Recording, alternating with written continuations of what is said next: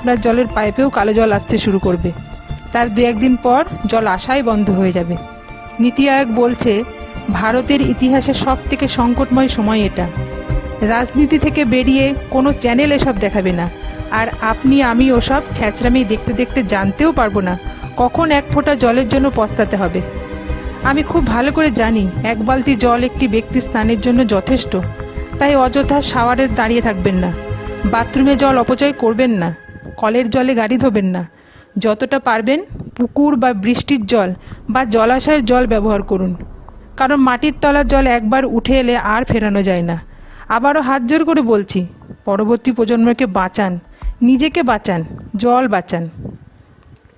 যে কোনো পোস্ট হাজারে হাজারে শেয়ার হয়। আজ এই মেসেজটা লাখে লাখে শেয়ার করে সবার কাছে পৌঁছান, সবাইকে সচেতন করুন। আমাদের